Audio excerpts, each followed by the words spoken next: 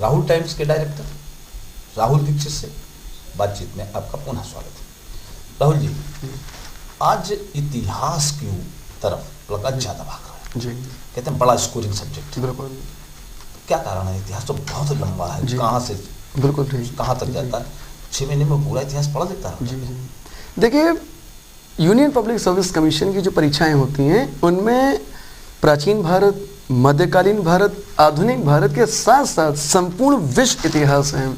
जबकि हैरत की बात है कि आज भी पोस्ट ग्रेजुएशन होता है या तो प्राचीन भारत में या मध्यकालीन भारत में, और यहाँ 6 माह के अंदर उसको कंप्लीट एंशिएंट, मिडिवल, मॉडर्न के साथ साथ हम पूरी world history, French revolution, industrial revolution, Russian revolution, पूरी इसकी जानकारी देते हैं। तो इस बारे में एक बात ये कहना चाहूँगा कि देखिए, हिस्ट्री में जहाँ तक मैक्सिमम स्टूडेंट्स की बात है, इतिहास एक ऐसा विषय है जिसमें कोई स्टूडेंट किसी भी स्ट्रीम से हो, उसको एक कॉमन प्लेन पे लाने में हमें कोई विशेष दिक्कत नहीं आती। एक हिस्ट्री का एक सेंस, एक जो हिस्ट्रियोग्राफी, एक जो हिस्टोरिसिटी है, ये सेंस उसको हम देते हैं, और उसके बाद ancient, medieval, modern, world history के चैप्टर बाइज चैप्टर चलना स्टार्ट हो जाता है। This is one thing. दूसरी बात, मैक्सिमम स्टूडेंट्स जो लेते हैं उस बारे में ये कहना चाहूँगा कि सबसे ज़्यादा स्टूडेंट्स लेते हैं, सबसे ज़्यादा कंपटीशन है, लेकिन सक्सेस रेट भी सबसे ज़्यादा हिस्ट्री का ही है। इसके अलावा मेंस के लेवल पे 120 मार्क्स के करीब हिस्ट्री आती है, modern India, complete freedom struggle movement आता है, वर्ल्ड हिस्ट्री आती है, एंड जो इंटरव्यू होता है कहीं ना कहीं तो अफगानिस्तान प्रॉब्लम है, इराक प्रॉब्लम है, तो entire interview hovers around history. तो हिस्ट्री के स्टूडेंट को एक taking history, a student is always at an edge edge compare to other optional subjects. तो ये रीज़न है कि मैक्सिमम स्टूडेंट्स लेते हैं। जहाँ तक आंसर राइटिंग की बात होती है तो मैं ये भी कहना चाहूँगा कि हिस्ट्री में ऐसा नहीं कि सक्सेस रेट ज़्यादा है तो स्टूडेंट्स ज़्यादा आते जाएं। हिस्ट्री इज़ हाईली कंट्रोवर्शियल, वो चाहे एंशिएंट इंडिया के टॉपिक्स हों, चाहे मिडिवल मुगल इंडिया सल्तनत पीरियड के टॉपिक्स हों, और चाहे मॉडर्न इंडिया के फ्रीडम स्ट्रगल 1857 के टॉपिक्स हों। कंट्रोवर्सी एक हमेशा लगी रहती है।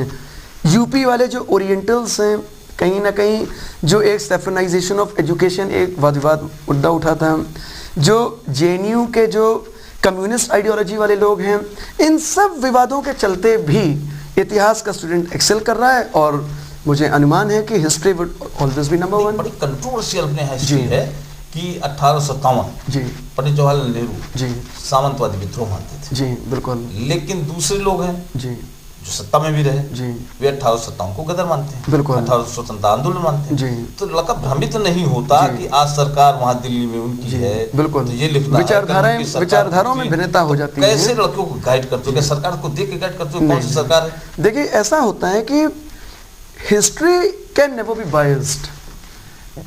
हिस्ट्री हमारा आपका इंटरप्रिटेशन आज कोई मायने नहीं रखता है। What matters is the view of Indian History Congress। जो इंडियन हिस्ट्री कांग्रेस है वो किस बात को टेस्टिफाई करती है, जैसे कि 1857 ही जो आपने हाईली कंट्रोवर्शियल टॉपिक उठाया है, तो इस बारे में 2 मत बड़े क्रिस्टल क्लियर हैं। एक वीडी सावरकर साहब का मत है जो बाकायदा कहते हैं कि it was a national revolt. दूसरी तरफ आरसी मजूमदार इसके ऊपर कहते हैं कि नेशन ही नहीं है तो नेशनल रिवोल्ट कैसे है।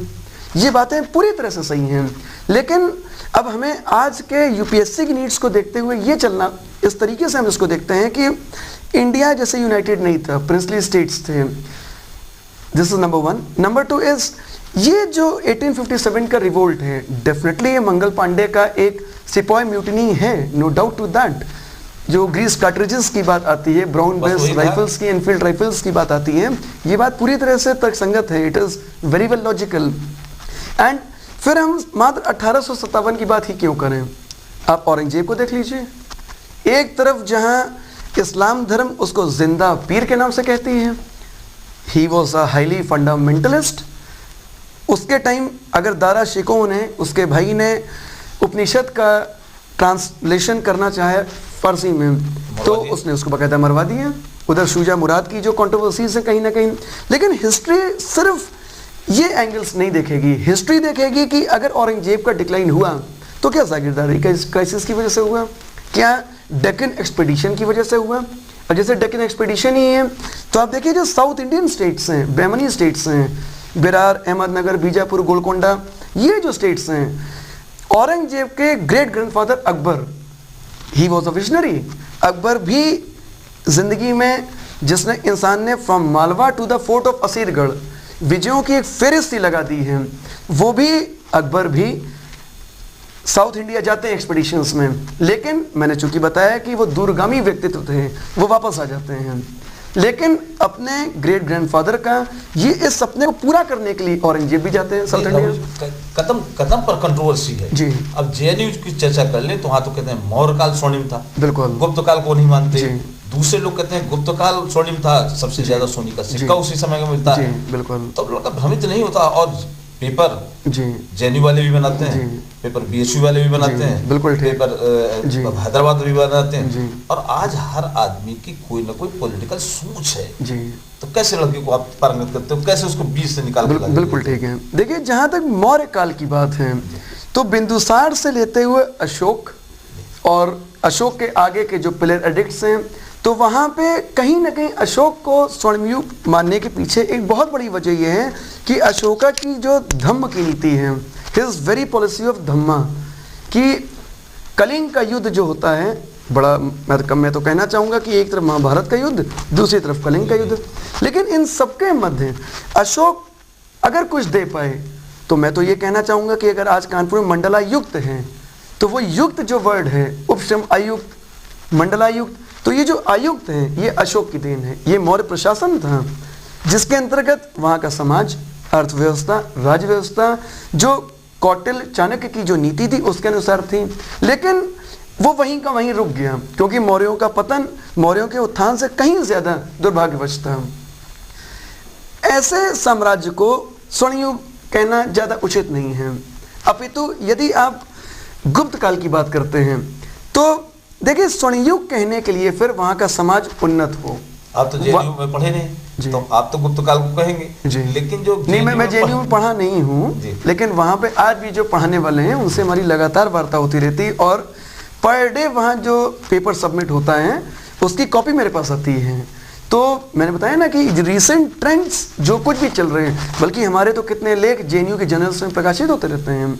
यदि गुप्त काल को हम स्वर्णयुग कह रहे हैं, we call Gupta age as golden period, तो आप गुप्त काल का साहित्य देखिए।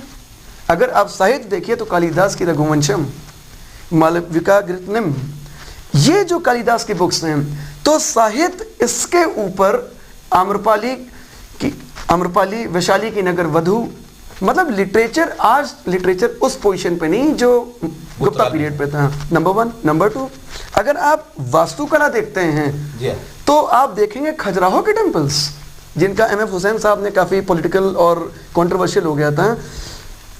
आप जो खजुराहो के टेम्पल्स हैं, कहीं ना कहीं उनमें और वासायन कृत कामसूत्र, तो आप ये सोचिए कि आज हम आप इतना मॉडर्नाइज नहीं हैं जितना गुप्त काल था। चंद्रगुप्त विक्रमादित्य जो बाकायदा एक संवत जारी कर रहे हैं, इसको सहमत होने में कोई दो राय नहीं जी, आप कह रहे हैं और मैं सहमत हूँ जी, लेकिन एक जो छात्र जाता है परीक्षा में और वो आपके यहाँ से पढ़ने के बाद कहीं जेएनयू के हॉस्टल में एक हफ्ते के लिए रुक जाता है, तो वो तो भ्रमित हो जाता है कि मतलब नहीं, भ्रमित नहीं होता है। दीक्षित जी ने पढ़ाया है, नहीं गुप्त काल, और यहाँ इनके यहाँ जो पुष्पेंद्र पंत जी हैं या दूसरे लोग हैं पॉलिटिकल, वो कहते हैं मौर्य काल। तो ये जो कंट्रोवर्सी होती है, मैं सर एक बात ये भी कहना चाहूँगा कि ये सिर्फ हमारे या किसी अन्य संस्थान या किसी डिग्री स्तर पे पढ़ाने की बात नहीं है, फिर तो history writing itself is controversial. एक तरफ मैंने आपको बताया ना कि एक तरफ कम्युनिस्ट आइडियोलॉजी है जिसमें सुमेर सरकार जैसे लोग हैं, दूसरी तरफ बिपिन चंद्रा की मॉडर्न हिस्ट्री है जो कहीं ना कहीं गांधी और बाल गंगाधर तिलक, तिलकवाद, तिलक स्वराज और भारत मेरा जन्मसिद्ध अधिकार है, पूर्ण स्वराज की बातें हो रही हैं। वहीं जो सुमेर सरकार की किताब है तो दे आर एक्यूजिंग गांधी।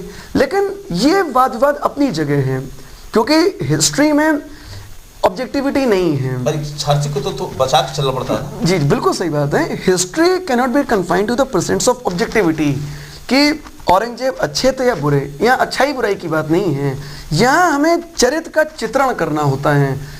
जब चरित्र का चित्रण होगा तो उसके अलग अलग पहलू होते हैं, आप यूँ मान के चलिए। एंड एक जो दैट इज व्हाट कि आप एक स्टैंड ले ही क्यों रहे हैं। आप किसी भी टॉपिक को लेके अगर उसका ए से लेकर जेड तक एवेल्यूशन कर रहे हैं तो मैं समझता हूं कि जो आंसर राइटिंग हो, बल्कि हमारे यहाँ तो स्टूडेंट्स मेंस के लेवल पे मुझसे जब डेली प्रेस कॉन्फ्रेंसेस होती रहती है इंस्टीट्यूट में हमारे यहाँ, आप लोगों के आशीर्वाद से काफ़ी चर्चा में मैं रहता हूँ, तो मुझसे जब पूछा जाता है कि सर आपके यहाँ के रिजल्ट्स, तो इस बात पे मैं कुछ पल के लिए असमंजस में पड़ जाता हूँ, क्योंकि हमारे यहाँ आज तक फाइनल लेवल पे 100% प्लेसमेंट्स हुए हैं। ये ऊपर वाले का सूर्यदेव जो हमारे यहाँ के प्रतीक चिन्ह है, मैं कहूँगा महान अनुकंपा है, आप लोगों का आशीर्वाद है कि इतनी मेहनत कराई जाती है कि आज तक कोई भी छात्र, एनी स्टूडेंट, वो चाहे जेएनयू का एग्ज़ाम हो, चाहे आईएएस का हो, पीसीएसजे हो, CSIR, UGC NET, Reserve Bank grade B जैसी शीर्ष संस्थाएं हैं, आज तक हमारा कोई भी स्टूडेंट किसी भी एग्ज़ाम में रुका नहीं है।